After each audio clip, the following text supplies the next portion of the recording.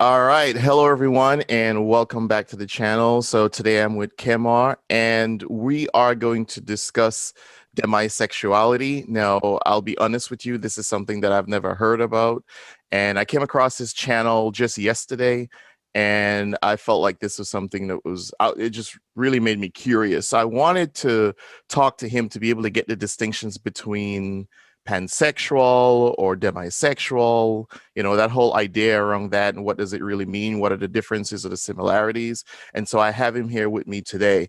Also, what I'm going to do is I'm going to post the link to his channel in my description box, so make sure that you check that out as well. You'll be able to see the link to his channel where he talks about a whole lot of other topics as well. And then you'll see us collab on a couple of things that we're going to discuss, and we'll post them each on each other's channel, so be able to check them out as well. But today is the first of hopefully many conversations. So, all right, so let's start off. When did you realize that you were when did you realize that your attraction for that you had an attraction for anyone based on how you define your sexuality? I knew that there was a difference probably when I was 3 or 4, because Mm-hmm. I'm one of the people that are, I guess, blessed and cursed with having very good recall. And I can remember, like, at 3 or 4, that I kind of like people, but not in just a, playful way. But in terms of my identity, I didn't really notice that until 2018. Okay. I was just, floating around, having a lot of failed relationships and not realizing why no one could get why I felt the way I did, and why did that every time I have a relationship, it would just fail after a certain point. So it kind of, I guess for me, a lot of things were kind of confusing. Uh-huh. Who I was attracted to, but my sexuality was kind of different. So yeah, that's kind of a loaded question, and you'll Yeah. see why it's Yeah. more. Okay.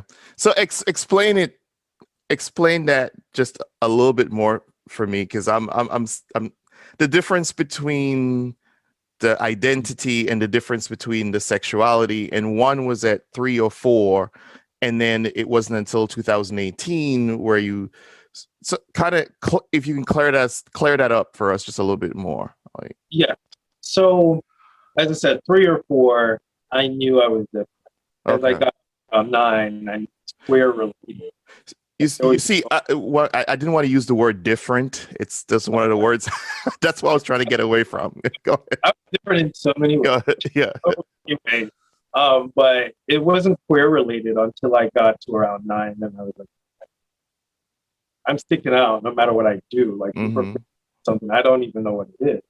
Um, but I still like I kind of put myself under an umbrella just to be, I guess, to be accepted in a way. Mm-hmm. And I had a lot of gay friends in school, and I went to an all boys high school, so I kind of just hung with them.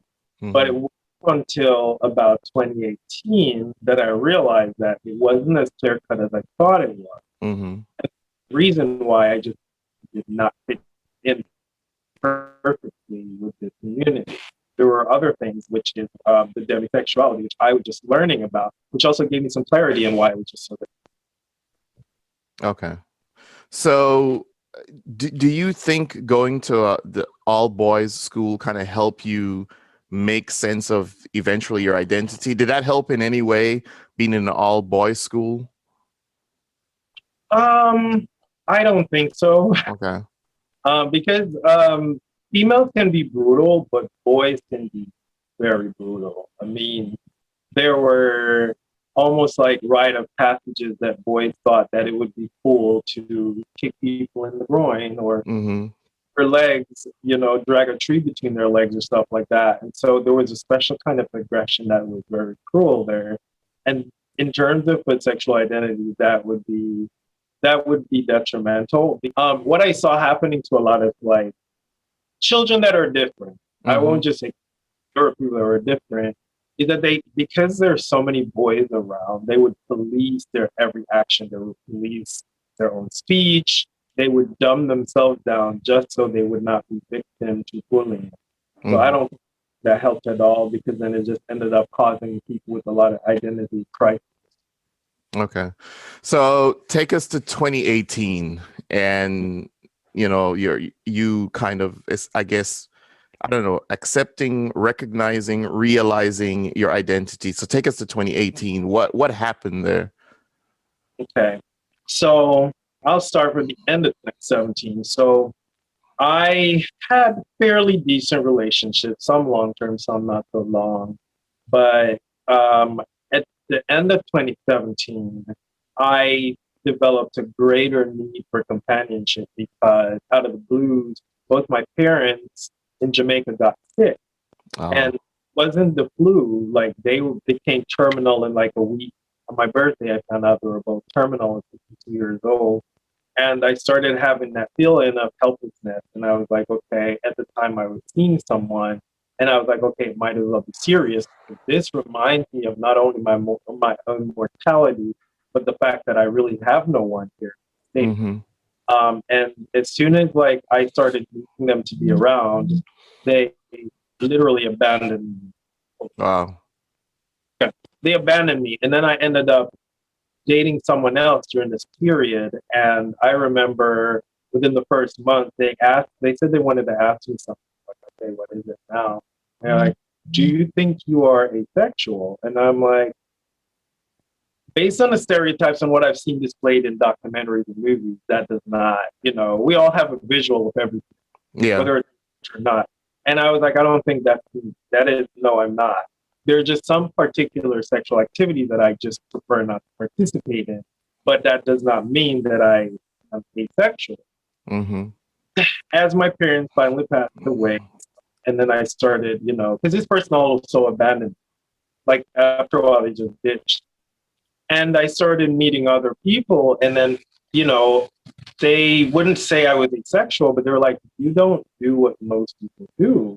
Hmm. What is up with that? Or I'd be accused of pushing a relationship too fast.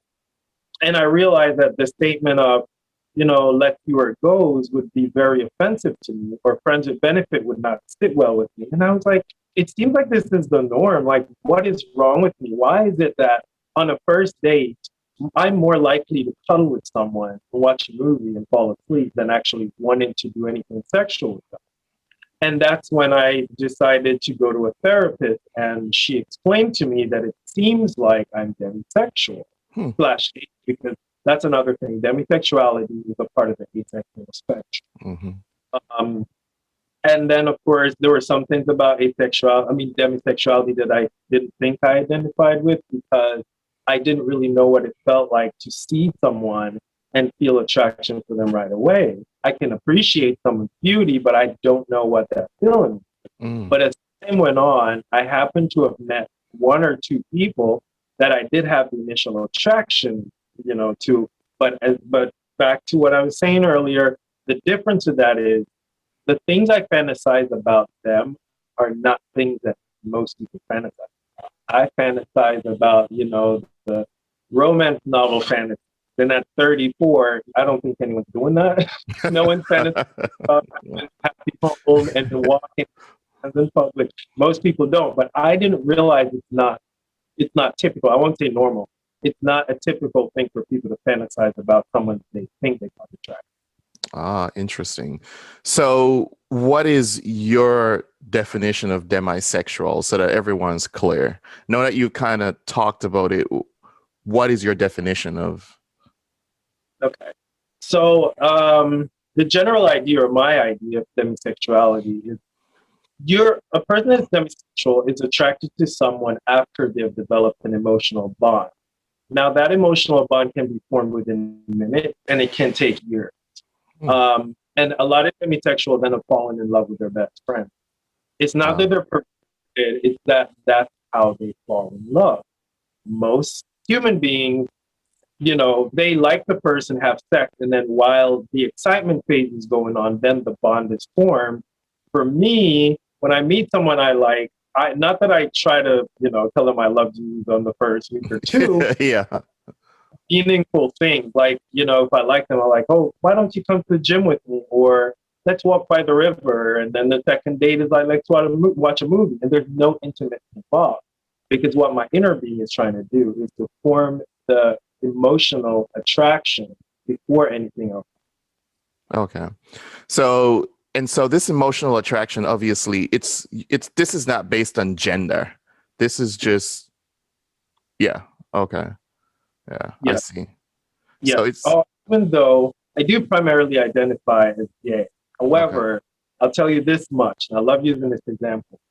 Anytime I emotionally connect with a female, I have to walk away because it's very volatile. It's almost like having a lethal crush on someone because you understand at the same time I know I'm gay and she can get more from a heterosexual male. So when I have that bond, I become extremely jealous and it becomes a little bit volatile. So I kind of try to avoid that at all. okay. Huh.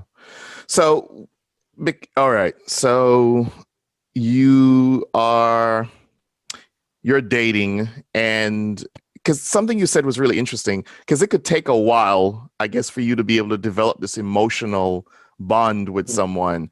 Have you been in a situation where someone felt like it was taking too long, like they wanted more, but you're not there yet? Like you could appreciate them, but you can't be in love with them because that bond, that spark, or whatever it is, hasn't.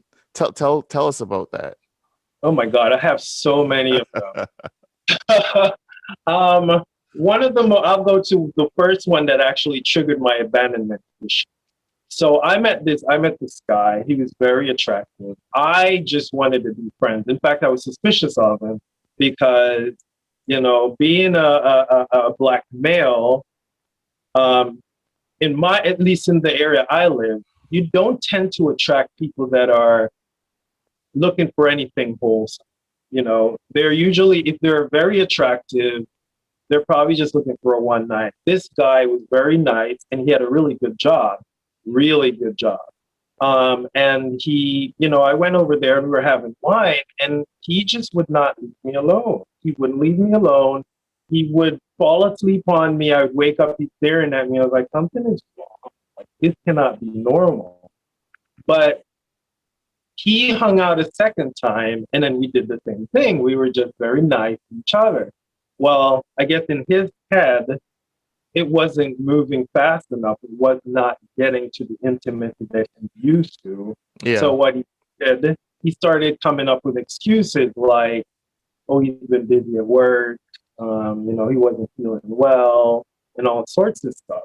But then when I went there, he was nice again. But then once I left, he tried to not have anything to do with it. And that was the first time I started noticing. And of course, I internalized it. Mm-hmm. I try to every single thing I've ever done or said to him, trying to figure out where I went wrong. Because in my head, even if I weren't demisexual, I don't think that it is to engage with someone without being intimate. I don't think anything's wrong with it. But, as I talk about on some of my videos, it seems like now everything is instant. Like if we're going to date, I need to know every single thing about you sexually. We need to cross that line before we even go on a second. So a lot of times I am abandoned by maybe the second date, but it's not uncommon for the first one to fall flat just because I didn't take them home or go home. Mm-hmm. What would you say are some of the challenges for someone who's demisexual, or the challenges that come with it? There are a myriad of challenges. Number one, we don't really see the world as everyone else. No. That can be problematic because that's what, it's a barrier to communication, and it's very hard to let someone see your perspective when they've never been there. So that's one thing. Number two, with the world being a bit like everything now, dating is all about visuals. Okay, all about visuals. And for a demisexual, I can speak for experience. Some of the people I felt most deeply in love with, I really did not find them aesthetically attractive at all. Mm-hmm. So for a demisexual, we're searching for a personality to love, but at the same time, the person that's attracted to us, it's all physical. Mm-hmm. There is a disconnect, and that's why a lot of us get dumped a lot. Three, everything is instant. As I said, if you go on a date and you're not talking sexually, you're not flirting, you're not showing pictures and stuff, you're lucky if you get a second date. Yeah, that's true. You're lucky. And then, of course, I didn't realize this was a common thing, but demisexuals, especially people who are people pleasers, which a lot of us will because we feel disconnected, we get used a lot. We get used by people that just came out of a relationship, people that want to have a one night, but they think that if they, treat us nice for a night, we'll sleep with them. And I read something on Reddit the other day, and it really, I don't cry, but it really almost brought tears to my eye. Someone was saying that it seems like everybody around us can just aimlessly fall in love, but we do every single thing possible to attract something, but we just can never find true love. And it is so true. I mean, I've worked, most people say I'm working on myself, but I have put the work in. I mean, I put the work in. I'm always hard on myself. But at the same time, the world has become so sexual that it's almost like an end all. And a lot of demisexuals struggle with that because it's not like something we can turn on and off. If we self and do it, it can cause irreparable mental damage.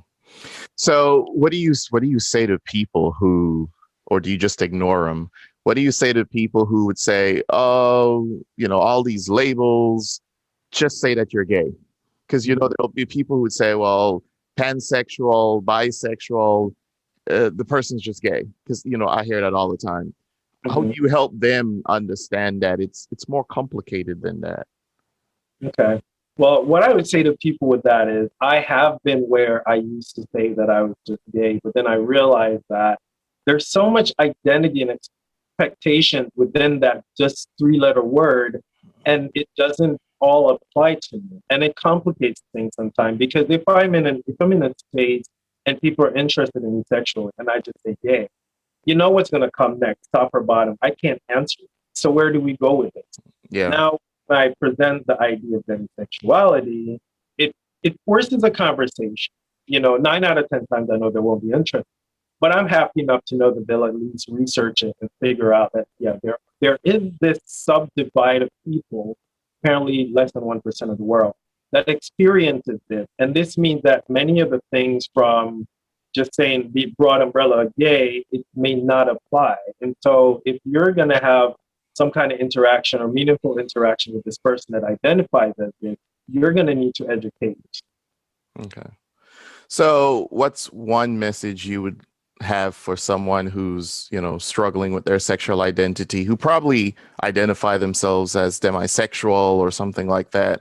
What would you tell that person who might come across this video about self-acceptance and love? Yeah. Okay. The first thing I'll say is do some research, because the moment you read the definition as well as what people are saying, it's a very liberating feeling, because I'm pretty sure there are a lot of heterosexuals that identify as this or homosexuals identify. But they feel this emptiness because they don't know what they're doing wrong. And I would say find a community online, because that's what I found a community. And even though it didn't help me find anyone, it didn't help me find a relationship, it was good to realize that it wasn't just me, because it's easy for us to internalize these things and try to figure out where we went wrong or what we did wrong that made us feel this way and don't feel like we're damaged. Find a community. There are plenty of them online. Some of them are not ideal, but find a community online and try to, have conversations or open up honest conversations with other people that may be feeling the same. All right.